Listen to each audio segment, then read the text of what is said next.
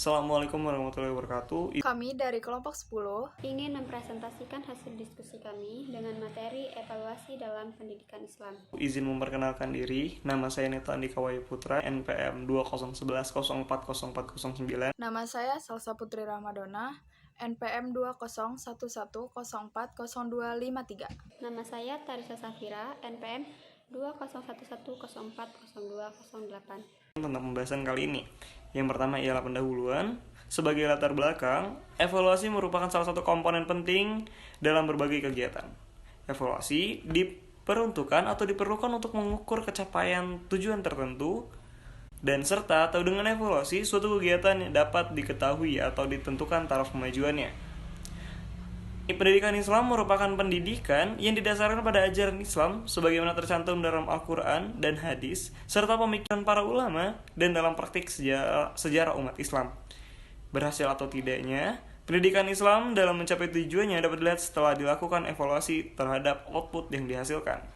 Pendidikan Islam merupakan jenis pendidikan yang memiliki pengaruh baik bagi perilaku siswa, karena ajaran dalam pendidikan Islam berlandaskan unsur-unsur nilai yang terkandung dalam ajaran Islam itu sendiri, di mana salah satu tujuannya untuk mendidik manusia menjadi muslim yang hakiki dengan iman yang benar, tunduk dan beribadah kepada Allah Subhanahu wa taala, sehingga mencapai derajat insan kamil dengan akhlak yang terpuji dan mulia, dengan perwujudan sebagai khalifah Allah di muka bumi ini, dengan mengedepankan aspek rohani dalam setiap tingkah laku, sehingga apa yang dilakukan dapat memberi manfaat dan menjadikan hidup lebih berarti.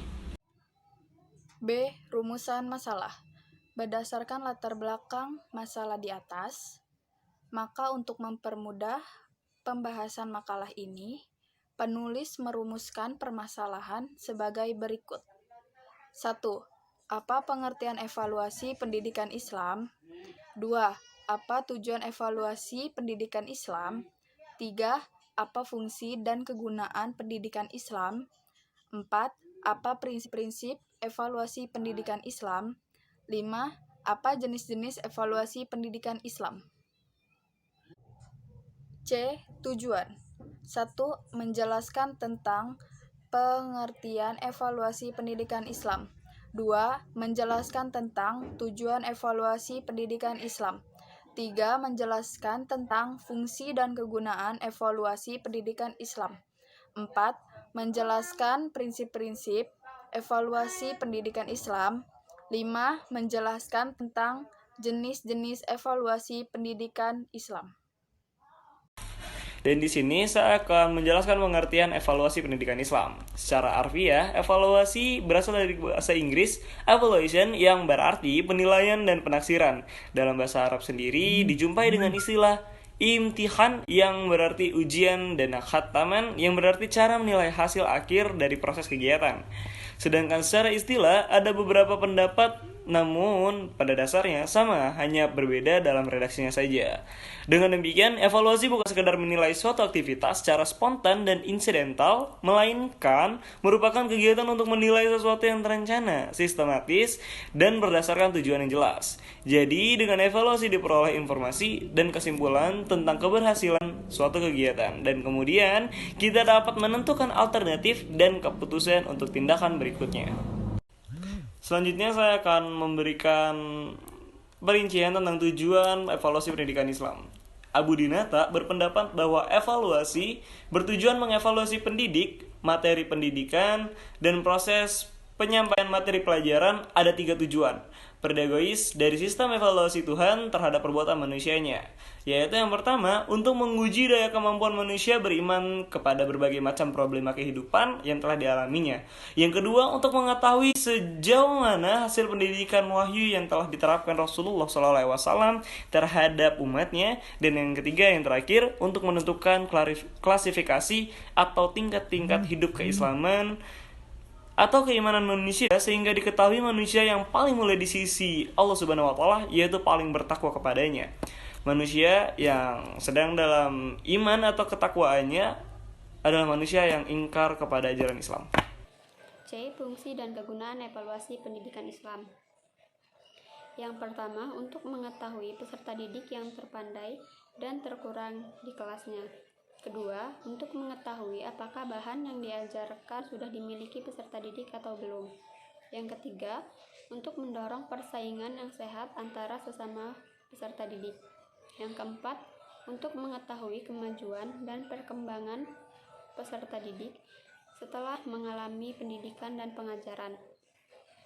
Kelima, untuk mengetahui tepat atau tidaknya guru memilih bahan, metode, dan berbagai penyesuaian dalam kelas.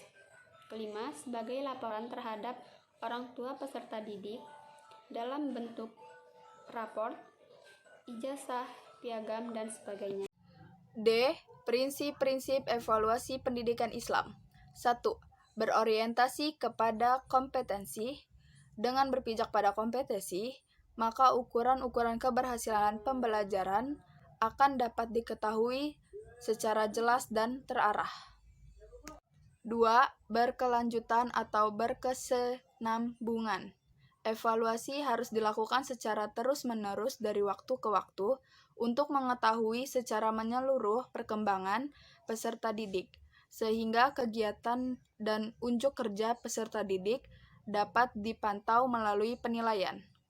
3. Bermakna.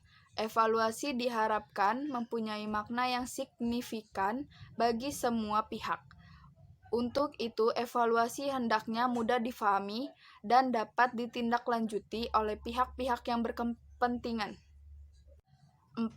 Praktis. Mudah dimengerti dan dilaksanakan dengan beberapa indikator, yaitu hemat waktu, biaya dana tenaga, mudah menskor dan mengolahnya, dan mudah ditafsirkan. 5. Menyeluruh atau komprehensif. Evaluasi harus dilakukan secara menyeluruh, meliputi kepribadian, ketajaman hafalan, pemahaman, ketulusan, kerajinan, sikap kerjasama, dan tanggung jawab. 6. Adil dan objektif. Evaluasi harus mempertimbangkan rasa keadilan bagi peserta didik dan objektif berdasarkan kenyataan yang sebenarnya, tidak boleh dipengaruhi oleh hal-hal yang bersifat emosional dan irasional. Jangan karena kebencian menjadikan ketidakobjektifan evaluasi. 7. Terbuka. Evaluasi hendaknya dilakukan secara terbuka bagi berbagai kalangan sehingga keputusan keberhasilan peserta didik jelas bagi pihak-pihak yang berkepentingan tanpa ada rekayasa atau sembunyi-sembunyi yang dapat merugikan semua pihak. 8. Ikhlas. Evaluasi dilakukan dengan niat yang bersih dalam rangka efisiensi, tercapainya tujuan pendidikan dan baik kepentingan peserta didik. 9. Valid. Evaluasi mengukur apa yang seharusnya diukur dengan menggunakan jenis tes yang terpercaya dan sahih. Artinya ada kesesuaian alat ukur dengan fungsi pengukuran dan sasaran pengukuran. 10. Dicatat dan akurat. Hasil dari setiap evaluasi prestasi peserta didik harus secara sistematis dan komprehensif dicatat dan disimpan, sehingga sewaktu-waktu dapat dipergunakan. E. Jenis-jenis evaluasi pendidikan Islam. 1.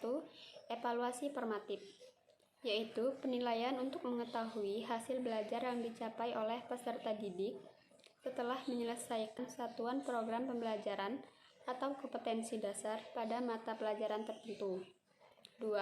Evaluasi sumatif, yaitu evaluasi yang dilakukan terhadap hasil belajar peserta didik setelah mengikuti pelajaran dalam satu semester dan akhir tahun untuk menentukan jenjang berikutnya. 3. Evaluasi penempatan, yaitu evaluasi tentang peserta didik untuk kepentingan penempatan di dalam situasi belajar yang sesuai dengan kondisi peserta didik. 4. Evaluasi diagnostik, yaitu evaluasi yang dilakukan terhadap hasil penganalisaan tentang keadaan belajar peserta didik, baik merupakan kesulitan-kesulitan maupun hambatan-hambatan yang ditemui dalam situasi belajar mengajar. Selanjutnya, kesimpulan. Evaluasi dalam pendidikan Islam adalah pengambilan sejumlah keputusan yang berkaitan dengan pendidikan Islam guna melihat sejauh mana keberhasilan pendidikan Islam yang selaras dengan nilai-nilai Islam sebagai tujuan dari pendidikan Islam itu sendiri. Tujuan khususnya untuk mencari dan menemukan faktor-faktor penyebab keberhasilan dan ketidakberhasilan peserta didik dalam mengikuti program pendidikan, sehingga dapat dicari dan ditemukan jalan keluar atau cara-cara terbaiknya. Evaluasi dilakukan dengan penuh ketulusan dan pengabdian kepada Allah. Apabila prinsip ini dilakukan, upaya evaluasi akan membuahkan kesan husnuzon atau prasangka baik. Terjadi perbaikan tingkah laku secara positif dan menutupi rahasia-rahasia buruk pada diri seorang. Selanjutnya, saran. 1. Perlunya perbaikan setelah mengadakan evaluasi. 2. Perlunya menelaah dan mengkaji secara kontinu sebagai suatu perbaikan yang terus-menerus terhadap pembelajaran yang ada di Indonesia, agar pendidik yang dikembangkan mencapai tujuan yang diharapkan. 3. Berusaha terus-menerus menjadi yang terbaik. Jika ada salah kami mohon maaf. Wassalamualaikum warahmatullahi wabarakatuh.